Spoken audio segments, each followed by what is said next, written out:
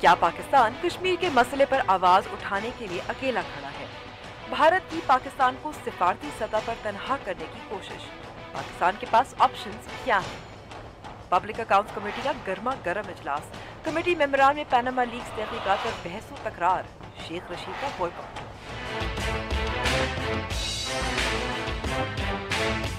Karachi water board की गफलत। शहरी पानी को तरसते रह गए। सैकड़ों लीटर पानी गटर की नजर। Hey brother, there's an endless road to rediscover. और बरतानिया के 2 एथलीट भाइयों की मोहब्बत। अस्सलाम वालेकुम and welcome to news wise. मैं हूं अंबर शमसी। तकरार पाकिस्तान और भारत की है, लेकिन ऐसे वक्त में बैनुल अक़वामी सतह पर अपने दोस्त काम आते हैं। तो पाकिस्तान के कौन दोस्त हैं? चीन, चंद इस्लामी ममालिक। अगर भारत हमें एक दहशतगर्द मुल्क ब्रांड करना चाह रहा है और हमें तनहा करना चाह रहा है, तो इसके लिए सोची समझी खारजा पॉलिसी और रद्द-ए-अमल की ज़रूरत है।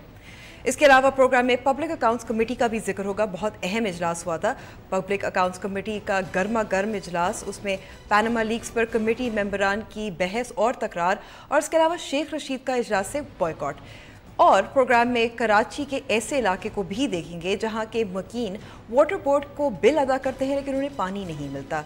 जाहिर है ये एक इलाके की कहानी नहीं, और इससे मुतल्लिका अहलकारों की नाअहली और शायद करप्शन जाहिर होती है। शुरू करते हैं टॉप स्टोरी से। वज़ीर आज़म नवाज शरीफ कल अक़वाम मुत्तहिदा में मसला कश्मीर के बारे में लोगों को बताएंगे, खिताब करेंगे, उजागर करेंगे, लेकिन जो मौजूदा हालात हैं उनकी कोशिशें कितनी मुअस्सर रहेंगी, देखिए खुर्रम शहजाद की रिपोर्ट।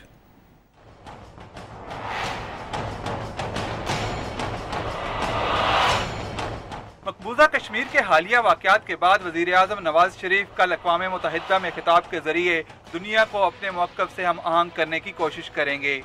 लेकिन जहां पाकिस्तान दुनिया भर में हिमायत के हुसूल के लिए सरगर्म है, वहीं भारत ने जनूबी एशिया में पाकिस्तान को तनहा करने की मुहिम शुरू कर रखी है, और अफगानिस्तान और बांग्लादेश के बाद नेपाल से भी उसकी हिमायत में आवाज़ें आ रही हैं। इस सूरत हाल में पाकिस्तान के पास सिफारती ऑप्शंस महदूद हो गए हैं। मसला ये कि दुनिया इस मसले को लेके किधर जाना चाहती है, वो मेरे ख्याल में हम उनको कन्विंस नहीं कर पाएंगे कि ये इतना एक ऐसा इशू है जिस पे कुछ होना चाहिए। तजिया कारों का ख्याल है कि पाकिस्तान के सिफारती नुमाइंदों की सलाहियतों और भारत के तमाम तर मनफी हथकंडों से कते नज़र दुनिया भर पर अपना मौक़िफ़ वाज़ेह करने और कश्मीर पर हिमायत हासिल करने का ये बेहतरीन मौका है। काबुल हिंदुस्तान के साथ मिल रहा है, बांग्लादेश उसने साथ रखा हुआ है, तो आप एक किस्म की जंग अजीम की इस्तिलाह में एक ट्रिपल अलायंस उसने पाकिस्तान के गिर्द बनाया हुआ है। बड़ा सिंबलिज्म जो है मकबूजा कश्मीर का, मेरे ख्याल में पाकिस्तान की सेविंग ग्रेस है। तो अगर हम अपने कार्ड्स तगड़े खेलें, मेरा नहीं ख्याल कि हिंदुस्तान के दाव पेच कामयाब हो सकते हैं।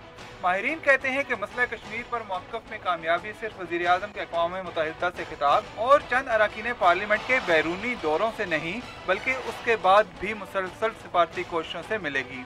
एक स्पीच यूएन के अंदर बहुत इंपॉर्टेंट है, उसमें साइड लाइन मीटिंग्स भी इंपॉर्टेंट है, लेकिन उसके बाद आपको बिल्ड अपॉन करना है उसके ऊपर। अगर आप बिल्ड अपॉन नहीं करें, सस्टेन नहीं करें, तो उसमें ज़ाहिर है कि फिर वो उसका असर इतना नहीं होता।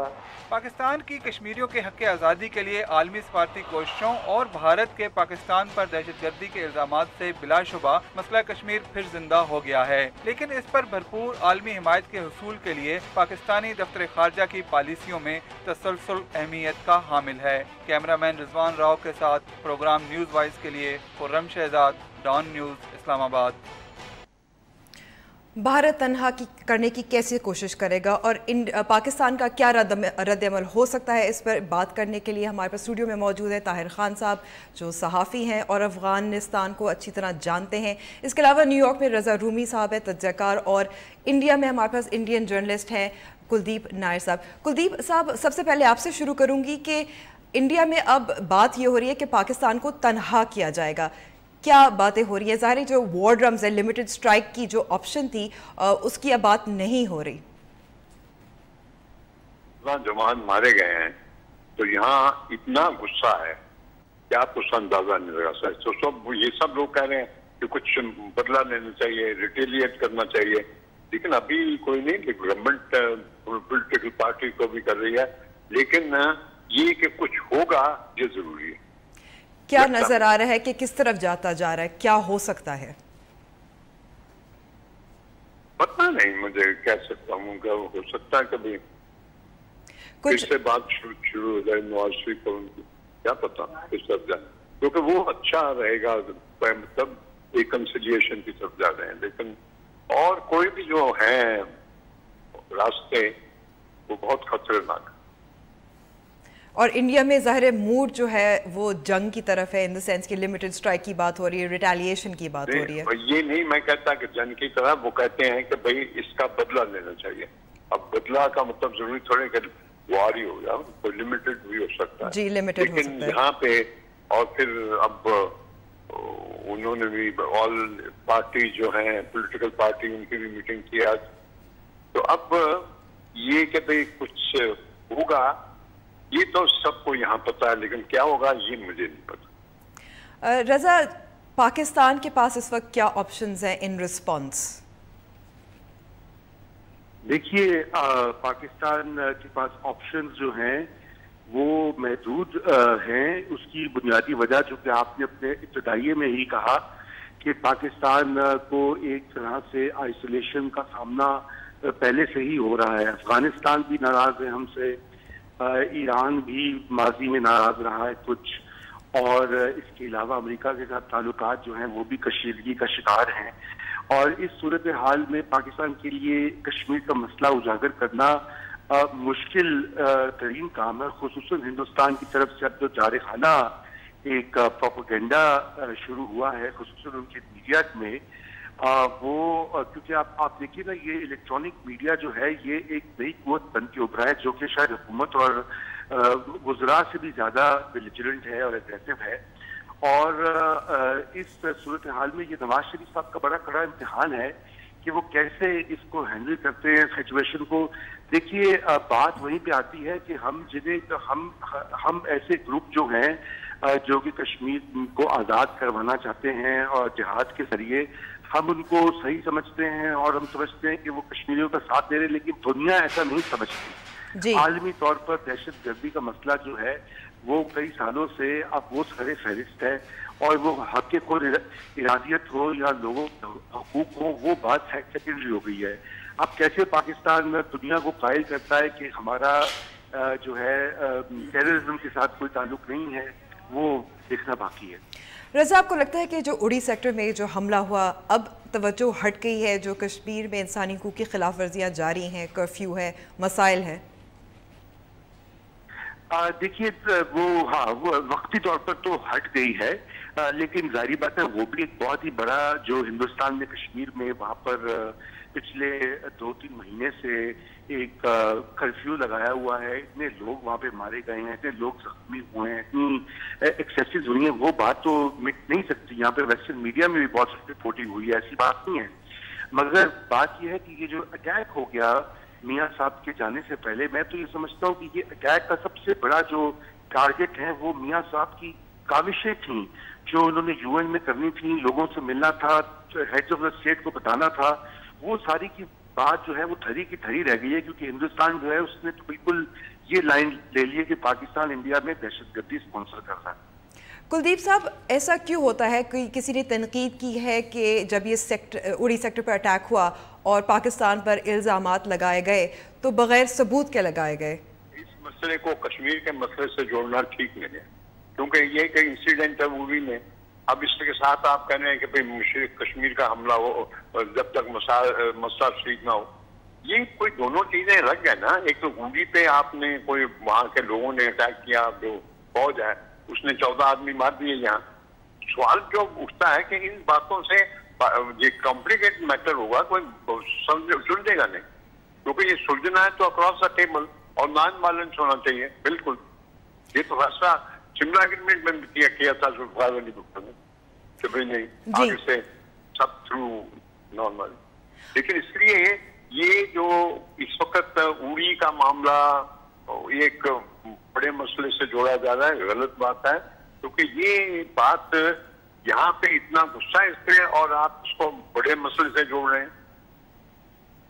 تو اس پہ جب غصہ ہے تو آپ کو لگتا ہے کہ ایک گورنمنٹ کے لیے، مودی کی جو حکومت ہے ان کے لیے مشکل ہوگا کہ ظاہر ہے آپ نے سفارتی کوشش بھی کرنی ہے، اس کو ٹھنڈا کرنے کی بھی کوشش کرنی ہے، لیکن جو کالز ہیں وہ آپ نے جیسے کہا ریٹیلیشن کی ہے، بدلے کی ہیں؟ یہاں پہ فوج جو ہے وہ تو سول کے اندر ہے، تو اس لیے یہاں پہ وہ مسئلہ نہیں ہے. وہ مسئلہ آپ کے ہے کہ وہاں فوج سول کو گائیڈ کرتی ہے یا ڈکٹیٹ کرتی ہے. اب یہ سوال ہے کہ اس وقت ایک سیٹل ہو رہا تھا انڈیا پاکستان کے ریلیشن بڑھ رہے تھے، یہ لگا دیا آپ نے 14 آدمیوں کو مار دیا اس وقت. تو یہ کہ ریئیکشن یہاں کیسے ہو بتائیے آپ. ٹھیک ہے، ابھی وقت ہوا ہے بریک کا، لیکن بریک کے بعد ہم گفتگو جاری رکھیں گے کلدیپ صاحب اور رضا رومی کے ساتھ، اور طاہر صاحب کو بھی افغانستان کے حوالے سے ان سے بات چیت کریں گے بریک کے بعد.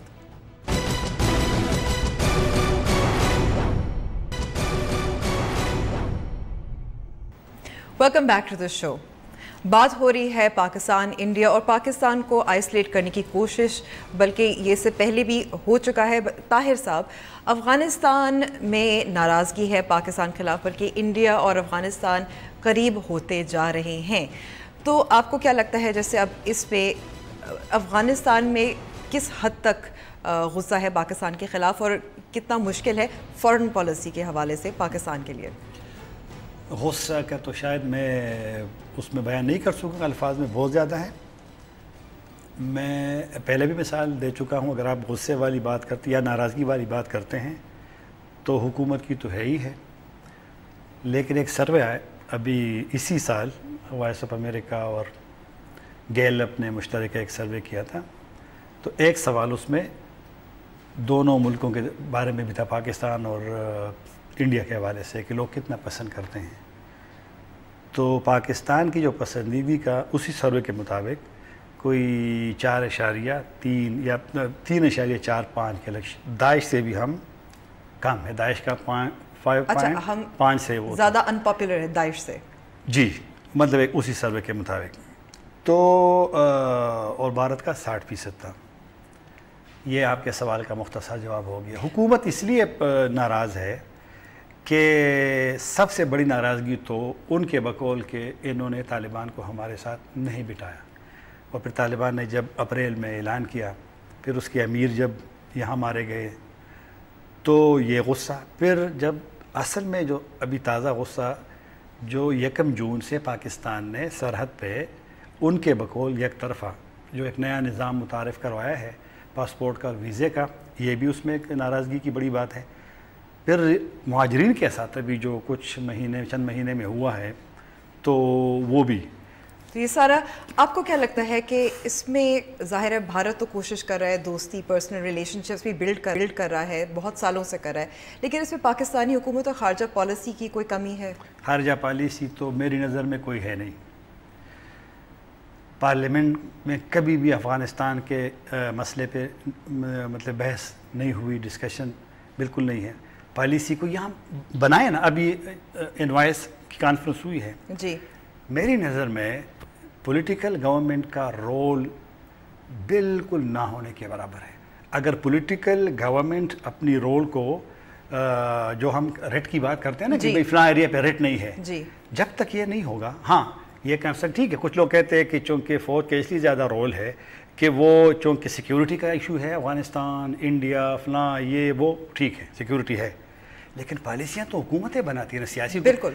نواز شریف صاحب نے حلف نہیں اٹھایا تھا 2013 انتخابات کے بعد، لیکن اس نے حلف سے پہلے کہا تھا کہ اچھی ہمسائیگی میری خارجہ پالیسی کی ایک بنیادی اس میں نقطہ ہوگا. ٹھیک ہے، اس پہ میں رضا رومی صاحب سے پوچھوں گی. رضا صاحب، اچھی خارجہ ہمسایوں کے ساتھ دوستی جو ہے، یہ نواز شریف نے اپنے الیکشن سے پہلے ہی کہا تھا، لیکن یہ نظر نہیں آ رہا آن دا گراؤنڈ، بلکہ آپ نے جیسے کہا ہم بات بہت کرتے رہے، تنہا رہ گیا ہے. اس میں خارجہ پالیسی کا مسئلہ ہے، اس میں میاں نواز شریف کا مسئلہ ہے، کیونکہ اب آپ دیکھیں کہ مودی صاحب جو ہے وہ خود پرسنل ریلیشن شپس بناتے ہیں مختلف ہیڈز آف اسٹیٹ کے ساتھ. جی دیکھیے امبر، بات یہ ہے کہ اس میں 2-3 عوامل جو ہیں ان کو دیکھنا پڑے گا. پہلا تو یہ ہے کہ میاں صاحب کی اپنی جو خارجہ پالیسی کو چلانے کا انداز ہے اس پہ بڑے مسائل ہیں. مثلاً یہ کہ فل ٹائم کوئی فورن منسٹر نہیں ہے، بلکہ فورن آفس جو ہے ان کو 2 صاحبان جو ہیں وہ چلا رہے ہیں، اگرچہ کہ وہ بڑے ایکسپیرینسڈ ہیں، لیکن آپ کو جب آپ اتنی مسائل میں ہو ملک تو اس کے لیے ایک فل ٹائم فورن منسٹر لازمی ہوتا ہے جو کہ پالیسی کو آگے بڑھاتا ہے، اور جیسے ابھی طاہر صاحب نے کہا پارلیمنٹ کو اور دیگر جو سورسز ہیں پالیسی میکنگ کے ان کو اعتماد میں کہتا ہے۔ میاں صاحب نے وہ نہیں کیا، ان کا یہ خیال تھا کہ شاید وہ کریں گے۔ دوسری بات یہ کہ میاں صاحب کے پاس اسپیس نہیں ہے، کیونکہ یہ جو سارے مسائل ہیں یہ سیکیورٹی کے زمرے میں آتے ہیں، چاہے وہ افغانستان کا مسئلہ ہو اور ہندوستان کا مسئلہ ہو، اور اس لیے وہ بات جو ہے وہ سیدھی جاتی ہے ملٹری اسٹیبلشمنٹ پر، جو کہ اس پالیسی کو فریم بھی کرتے ہیں اور وہ اس کے اوپر اپنی انپٹ ان کا حاوی ہوتا ہے۔ اس وجہ سے میاں صاحب کے پاس وہ اسپیس نہیں رہی جہاں پر وہ اپنے تعلقات بہتر کر سکیں ہمسایوں کے ساتھ، اور انہوں نے کوشش تو کی ہے۔ دیکھیے انہوں نے جب مودی صاحب یہاں پر آئے پچھلے سال تو میاں صاحب نے ان کا بالکل استقبال کیا، وہ ان کی انوگریشن پر بھی گئے جب وہ الیکٹ ہوئے، تو انہوں نے تو اپنی طرف سے کیا جو وہ کر سکتے تھے، مگر افغانستان تو بالکل بھی سویلین گورنمنٹ کے ہاتھ میں نہیں ہے، اور آج سے نہیں ہے پہلے سے ہی ہے، اور بیسک وجہ یہ کہ وہ اس کو سیکیورٹی کے لینس سے دیکھا جاتا ہے، اور میں سمجھتا ہوں کہ وہ یہ اس کو سیکیورٹی کا ایک ایشو بنا دینا جو ہے وہ بھی مناسب نہیں ہے، کیونکہ جو ملکوں کے تعلقات ہوتے ہیں وہ دیرپا ہوتے ہیں، لانگ ٹرم انٹرسٹ کو دیکھا جاتا ہے، اور ملٹیپل انٹرسٹ بھی ہوتے ہیں، جو ایشوز ہوتے ہیں آپ ان کے اندر پھنس کے نہیں رہ جاتے، اور اس وقت پاکستان بالکل جو ہے ڈے ٹو ڈے مسائل جو ہیں ان میں پھنس گیا، چاہے وہ افغان مہاجرین کو نکالنا ہو یا بارڈر مینجمنٹ کرنی ہو یا امریکہ کے ساتھ F-16 مل رہے ہیں یا نہیں مل رہے۔ بات یہ کہ آپ کو ویو لینا پڑتا ہے لانگ ٹرم کا، اور اوپر سے ہم نے یہ کیا کہ ہم نے سارے کے سارا جو وہ کہتے ہیں نا انگریزی میں کہ ایگز جو ہیں وہ چائنا کی باسکٹ میں ڈال دی۔ ہمارا خیال ہے کہ بس چین اب ہمارا دوست ہے، باقی ہمیں کسی کی ضرورت نہیں ہے، کیونکہ چین ایک گلوبل پاور بن گیا ہے، اس لیے وہی کافی ہے۔ مگر یہ بات بھی غیر دانشمندانہ ہے، اور یہی وجہ ہے کہ آج پاکستان جو ہے وہ اس کی تنہائی میں سفارتی طور پر اضافہ ہوا ہے، اور اس کو کم کرنا اس وقت حکومت کی اور فوج کی اولین ترجیح ہونی چاہیے۔ ہم بات کر رہے ہیں انڈیا پاکستان اور پاکستان کس طرح سے تنہا ہے، لیکن اڑی حملے کے بعد جہاں بھارتی اور پاکستانی میڈیا اور حکومتوں کے درمیان الزامات کا تبادلہ ہوا ہے اور جنگ چھڑ گئی ہے، وہیں سوشل میڈیا والی بھی پیچھے نہیں رہے۔ جانتے ہیں اس رپورٹ میں۔ ہم بھی ہیں جوش میں، باتیں کر ہوش میں، ہم بھی ہیں جوش میں، باتیں کر ہوش میں، یوں نہ آنکھیں دکھا۔ ٹویٹر پر سارا دن پاکستان اور بھارت کے مابین شدید جھڑپیں جاری رہیں۔ ان جھڑپوں کے دوران دونوں طرف سے ٹویٹر ٹرینڈز کے متعدد حملے کیے گئے، جس سے بے شمار ٹویٹر اکاؤنٹس متاثر ہوئے۔ پاکستان میں فرسٹریٹڈ انڈیا اور کشمیر کی آزادی کے حق میں ٹرینڈز کے ذریعے حملے کیے گئے تو بھارت نے ویک اپ مودی اور پاکستان دہشت گرد ریاست کے ٹرینڈز کے ذریعے اپنا غصہ اتارا۔ پاکستان کان کھول کر سن لے، مت کرنا ہمت ہم سے ٹکرانے کی۔ بھارتی فوج کے جوان نے دھمکی آمیز ویڈیو کے ذریعے پاکستانیوں کو ڈرانے کی ایک ناکام کوشش کی تو پاکستانیوں نے کارٹون شیئر کر کے یہ بات ان پر عیاں کر دی کہ پاکستانی ان کی کھوکھلی دھمکیوں سے ڈرنے والے نہیں۔ بھارتی ٹویٹر صارفین نے پاکستان پر تو غصہ اتارا ہی، لیکن مودی جی بھی ان کے غضب سے بچ نہ پائے۔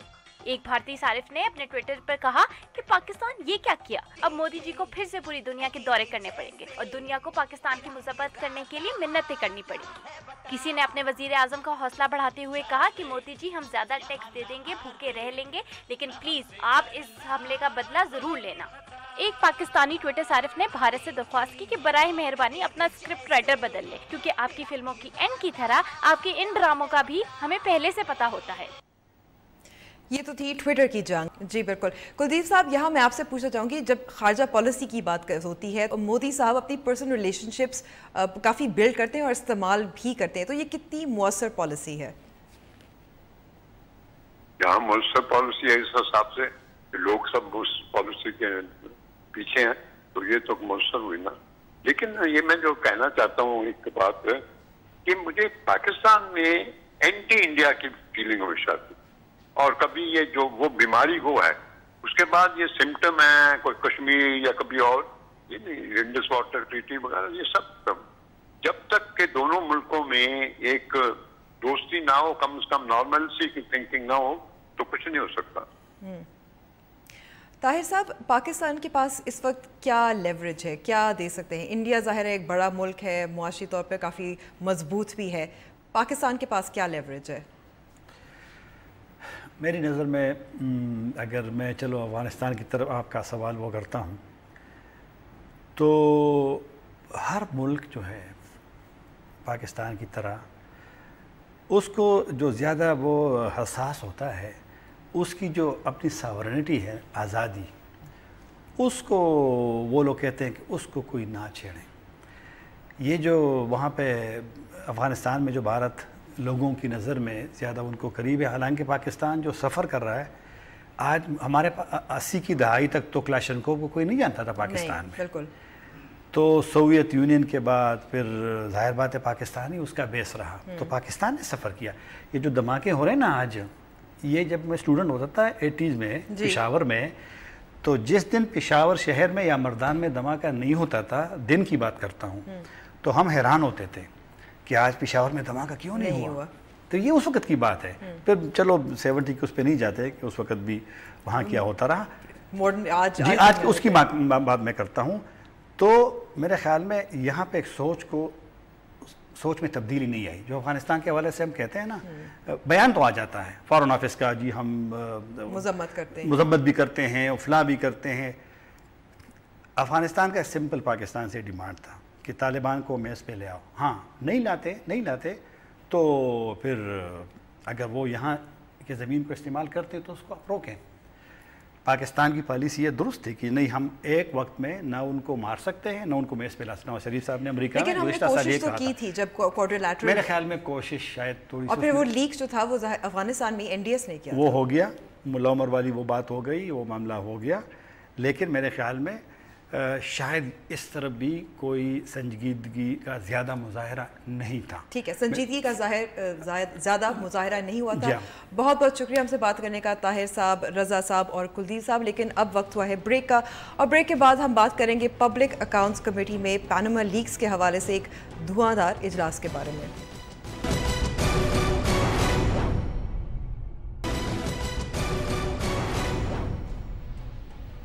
न्यूज़ वाइज में एक बार फिर खुशामदीद।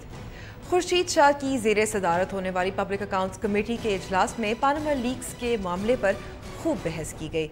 मुस्लिम लीग के शेख रोहेल असगर और मियाँ मनान का जारहाना अंदाज, जबकि अवामी लीग के सरबराह शेख रशीद इजलास से बॉयकॉट कर गए। इजलास की तफसील लेंगे डॉन न्यूज़ के रिपोर्टर फहद चौधरी से। फहद, बता सकते हैं मोटा मोटा क्या बातें हुई, कोई नए इंकशाफात हुए? जी देखिए, आज पब्लिक अकाउंट्स कमेटी ने पैनामा पेपर्स के मामले पर तफसीली बहस की और तमाम मुतालिका इदारों के सरबराहान को आज खास तौर पर बुलाया गया था इस पर ब्रीफिंग के लिए। और स्टेट बैंक हो या FIA हो या FBR हो, तमाम इदारों ने इस मामले पर अपने इख्तियारात महदूद होने का जो है वो बात की है। उन्होंने कहा कि हम इस पर प्रोएक्टिवली काम नहीं कर सकते क्योंकि ये कवानीन के तहत हमारे दायरा इख्तियार में नहीं आता। और सेक्रेटरी लॉ जो है वो भी आज मौजूद थे। उन्होंने सबसे पहले तो पब्लिक अकाउंट्स कमेटी के इख्तियार पर कतगन की बात की और उन्होंने कहा कि PAC इस मामले को नहीं देख सकती रूल्स के तहत, सिर्फ फाइनेंस कमेटी जो है वो मुताल्लिका इदारों को बुलाकर इस पर तफसीलात तलब कर सकती है। लेकिन PAC ने जो है मुस्तरद कर दिया सेक्रेटरी कानून का ये तबसरा और रूलिंग दी चेयरमैन PAC ने कि PAC इस मामले को बिल्कुल देख सकती है। इस हवाले से गवर्नर स्टेट बैंक ने ये कहा कि हम इस हद तक सिर्फ तहकीकात कर सकते हैं कि क्या इन तमाम जो इन्वेस्टमेंट हुई पैनामा में क्या मनी लॉन्ड्रिंग तो नहीं की गई। और इसके अलावा चेयरमैन FBR ने कहा कि हम जो है वो नोटिस जारी कर चुके हैं 221 अफराद को 444 में से, और हम सिर्फ ये देख सकते हैं कि क्या कोई टैक्स इवेजन तो नहीं की गई, और अगर टैक्स इवेजन नहीं की गई और लीगली ये रकम इन्वेस्ट की गई है तो हम कोई कार्रवाई नहीं कर सकते। और इसी तरह चेयरमैन नैब ने भी कहा कि हम जो है इस मामले में अभी कुछ नहीं कर सकते, मुतालिका इदारे जब तक तहकीकात करके हमें मामला रेफर नहीं करेंगे तब तक हम कोई नहीं लेंगे। और इसी तरह चेयरमैन PAC ने 1 माह का वक्त दिया है तमाम इदारों को कि वो अपनी तहकीकात जो है वो अमल करके ایک بار کیا پیشرفت کی گئی اور نے واضح کیا کہ کئی پاکستانیوں کا نام اس میں آیا ہے اور ان میں سے صرف 2 یا 3 سیاستدان ہیں اور ہم چاہتے ہیں کہ تمام جو پاکستانی ہیں جن کا نام شامل ہے ان کے خلاف تحقیقات ہو. ٹھیک ہے فہد, ابھی آپ سے واپس بات کرتے ہیں, لیکن اس وقت لائن پہ ہمارے ساتھ موجود ہے عوام کے سربراہ شیخ رشید صاحب. شیخ صاحب, آپ نے بوائیکاٹ کر دیا, کیا وجہ تھی؟ کافی لڑائی جھگڑا ہوا. دیکھیں جی, انہوں نے وہ پلان کر کے آئے تھے کہ سیکٹری لا سے کیسے کہیں گے کہ وہ اسٹارٹ کریں, حالانکہ ہونا ہی نہیں چاہیے تھا کہ ایف بی آر کرتی, نیب کرتی, اسٹیٹ بینک کرتی. سیکٹری لا سے تو قانونی بات پوچھی جا سکتی. یہ ساری فرینڈلی تیاری تھی, اور جس میں جب فلور دے دیا چیئرمین نے سیکٹری کو, تو میں یہ وہی سیکٹری ہیں جو پاکستان میں سب سے زیادہ جنہیں ایکسٹینشنیں ملی ہیں. تو انہوں نے کہا جی 203 کے تحت آپ یہ سن ہی نہیں سکتے پیناما لیکس کو, اس پر بات ہی نہیں ہو سکتی. میں نے کہا اگر بات نہیں ہو سکتی تو پھر میٹنگ بلانے کا کیا فائدہ, اس پر چیئرمین رولنگ دے. تھینکس ٹو گاڈ چیئرمین نے رولنگ دی ہے, اور اس میں وہ سارے متفق تھے. آج جو جتنی نون لیگ کے احباب ہیں وہ سارے اس بات پر تیار تھے کہ کوئی بات نہ کرنے دی جائے اور کوئی بات نہ ہو. لیکن میرا خیال ہے یہ اپنے لیے انہوں نے خود مسئلے کھڑے کیے ہیں, خود انہوں نے اپنے آپ کو اس دلدل میں دھکیلا ہے کہ وہ نہیں چاہتے, اور اس کا نقصان بھی اس کو ہوا. اور میرا وہاں سے نکلنا جو ہے وہ بطور احتجاج آج کے دن تھا کہ اگر ہم نے تو احتجاج جو جی شیخ صاحب, تو آپ کا جو احتجاج تھا پھر جو میاں منان اور روہیل اسکر کے ساتھ کچھ لڑائی جھگڑا ہوا تھا؟ بھائی یہی لڑائی جھگڑا ہوا, وہ ذرا زیادہ لائل تھے کنگ سے, تو پھر میں نے کہا کہ ٹھیک ہے میں بائیک آؤٹ کر رہا ہوں. تو آپ کو لگتا نہیں ہے کہ یہ آگے کچھ معاملہ بڑھے گا؟ لیکن خورشید شاہ صاحب جو ہیں وہ لیکن خورشید شاہ صاحب تو کافی لگتا ہے ڈٹے ہوئے ہیں کہ وہ انویسٹیگیٹ یا تحقیقات کرنے کی کوشش کر رہے ہیں اور پارلیمنٹ کا فورم استعمال کر رہے ہیں. دیکھیں جی, کریں بالکل کریں, بہت اچھی بات ہے. خورشید شاہ صاحب نے رولنگ دیا, لیکن سب لوگ ہینڈز اپ ہیں. اس ملک کا سب سے بڑا سانحہ یہ ہے, سب سے بڑا سانحہ, ہر پارٹی اپنے بیوروکریٹس کو آگے لاتی ہے, اور ایسے ایکسٹینشن والے لاتی ہے کہ جنہوں نے پاکستان کے سارا ریکارڈ توڑ دیا ایکسٹینشن کا, ان سب لوگوں کو لاتی ہے تاکہ مرضی کے ان سے فیصلے کروائے جائیں. اچھا, آپ بتا سکتے ہیں کہ ان سب نے کہا ہے ایف بی آر, ایف آئی اے وغیرہ وغیرہ کہ قانوناً ہم تحقیقات نہیں کر سکتے, ایف بی آر نے نوٹسز جاری کر دیے ہیں, تو آپ اس سے اتفاق نہیں کرتے؟ قانون کیا کہتا ہے؟ دیکھیں جی, ایف بی آر نے تو سچی بات کر دی کہ ہمارے اختیار میں نہیں ہے, ہمیں آپ کیوں بیچ میں رگید رہے ہیں؟ اتنے بڑے ادارے, ایف بی آر کے چیئرمین نے تو کہا کہ یہاں بڑے بڑے ادارے بیٹھے ہیں, ان کو پوچھو, انہوں نے ہمارے پاس نوٹس دینے کا اختیار ہے, ہم نے نوٹس دے دیا, باقی ان سے پوچھیں کہ یہ کیا بیچتے ہیں اور کیا کرتے ہیں. وقت دینے کا بہت بہت شکریہ شیخ رشید صاحب. لیکن اب چلتے ہیں کراچی واٹر بورڈ اتھارٹی کے پاس پانی ذخیرہ کرنے کا نظام ہونے کے باوجود شہریوں کو پانی نہیں مل رہا, جبکہ واٹر بورڈ کی غفلت سے ذخیرہ سے منسلک واٹر لائنز میں دراڑیں پڑنے لگی ہیں. پانی کی لیکیج کا مسئلہ بھی ہے. مزید جانتے ہیں علی ہاشمی کی اس خصوصی رپورٹ میں.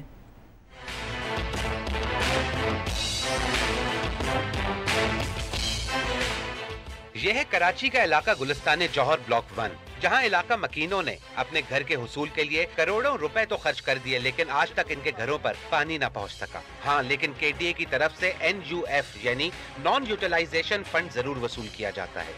اچھا, کے ڈی اے ہمیں NUF قیمت میں کروڑوں روپے ہم سے وصول کر چکی ہے, اور NUF اسی وقت لگتا ہے کسی بھی سوسائٹی کے اوپر جب آپ اس کو پانی دے دیں. یاد رہے, NUF کے ڈی اے کا ادارہ صرف اس وقت مکینوں سے وصول کر سکتا ہے جب بجلی اور پانی مطلوبہ جگہ فراہم کیا جا چکا ہو. آخر کیا وجہ ہے کہ مختلف محکموں اور خاص طور سے واٹر بورڈ کو مسلسل شکایت کرنے کے باوجود کبھی کوئی ایکشن نہیں لیا جاتا؟ یہ ہے واٹر ریزرو, جہاں سے تقریباً نصف کراچی کو پانی سپلائی کیا جاتا ہے, جبکہ اس میں کچھ پانی کی موٹریں بھی نظر آ رہی ہیں جن کے پائپس یہاں کے من پسند لوگوں کے گھروں تک پہنچتے ہیں, یعنی مفت کی بجلی اور مفت کا پانی. حیرت انگیز طور پر یہاں چوکیدار تک موجود نہیں ہے. 24 آور کھلا پڑا رہتا ہے. اس کے اندر اگر میں اس کے اندر پتھر یا کوئی بھی چیز پھینکوں, آپ دیکھ رہے ہیں جا سکتا ہے, تو اس طرح کوئی بھی آ کے اس کے اندر زہر ملا دے, اور 70% جو ہے یہ کراچی کو یہاں سے سپلائی ہوتا ہے پانی. یہ کوئی پہاڑی چشمہ نہیں ہے, بلکہ یہ وہ صاف پانی ہے جو واٹر بورڈ کے مین ریزرو سے رس رہا ہے, جسے آگے گٹر میں پہنچا دیا جاتا ہے, جو اچانک کسی بڑے حادثے کا سبب بھی بن سکتا ہے. لیکن اسے صحیح کرنے کے بجائے حیرت انگیز طور پر یہاں تیزی سے گھروں کی کنسٹرکشن جاری ہے. سر, یہ آپ دیکھ رہے ہیں کہ پانی سارا ضائع ہو رہا ہے, اور یہ ریزروائر تقریباً پھٹنے والا ہے. ہم اس کے پھٹنے کا انتظار نہیں کریں گے, ہم روڈ پہ جا کے احتجاج کریں گے. साफ पानी रसने की वजह से सड़कें बर्बाद हों, साफ पानी गटर में जाए, लेकिन गुलिस्तान जौहर ब्लॉक 1 जो इस रिजर्व के बिल्कुल पड़ोस में है तक पानी नहीं पहुंचाया जाता। ये पानी कितनी मोटी धार से लीक हो रहा है और ये गटर में ज़ाया हो रहा है। यही पानी अगर डाइवर्ट करके हमें दे दिया जाए, 24 घंटे ये पानी लगभग 6 इंच की लाइन से ज़ाया किया जा रहा है और जो आपके सामने गटर में डाला जा रहा है, जिसकी वजह शायद वो लैंड ग्रैबिंग है जो इस ब्लॉक में तेजी से जारी है। इलाका मकीनों के मुताबिक यहाँ पानी होगा तो और तेजी से लीगल घर बनेंगे, तो इन खाली प्लॉट्स पर कब्जे के मौके कम हो जाएंगे। शायद इसीलिए यहाँ पानी नहीं पहुँचाया जाता। अगर हुकूमत सिंध शहरियों को पानी नहीं पहुंचा सकती और वाटर रिजर्व से पानी यूं ही जाया होता रहेगा, तो यकीनन शहरियों की हक तलफी की जिम्मेदार वाटर बोर्ड के बाद हुकूमत सिंध ही होगी। कैमरामैन अली के साथ अली हाशमी, डॉन न्यूज, कराची। पानी के ज़ख़ीरे का एक मसला, लेकिन उससे कितने ज़्यादा मसाइल जुड़े हुए हैं। हमने वाटर बोर्ड अथॉरिटी से बात करने की कोशिश भी की, लेकिन उन्होंने हमारा जवाब नहीं दिया। लेकिन अब हमें ब्रेक पे जाना है। ब्रेक के बाद जीत से बढ़कर मोहब्बत।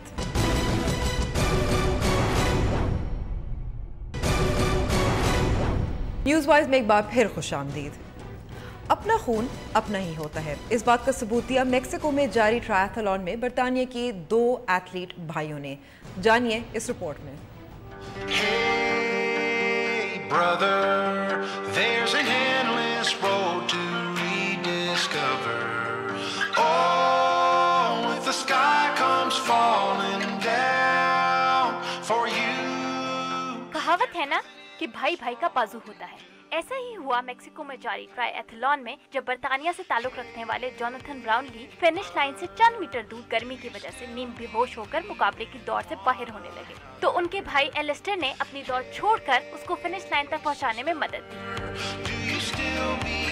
और अपने भाई को दूसरी और खुद तीसरी पोजीशन हासिल करने में कामयाब हुए। Oh my God, Johnny Brownlee in second. It'll be third across the line. Alistair Brownlee. Brownlee बरादरान का शुमार बरतानिया के मायानाज एथलीट्स में होता है। रियो ओलंपिक्स में एलिस्टर ब्राउनली ने सोने का, जबकि जोनाथन ब्राउनली ने चांदी का तमगा जीता था। प्रोग्राम का वक्त अब ख़त्म हुआ है। मैं आपको बताना चाहती हूँ कि हम एक नया सिलसिला शुरू करें। अगर आप साइबर क्राइम बिल के तहत अगर आप FI के साइबर क्राइम ऑनलाइन वेबसाइट पर अपनी कोई शिकायत दर्ज करने की कोशिश कर रहे हों, कोई मुश्किलात हो, तो उसके बारे में हमें ज़रूर हमारे फेसबुक पेज, न्यूज़ वाइज के फेसबुक पेज पर मैसेज कीजिएगा। कल तक के लिए खुदाफिज़। देखते रहिए डॉन न्यूज़।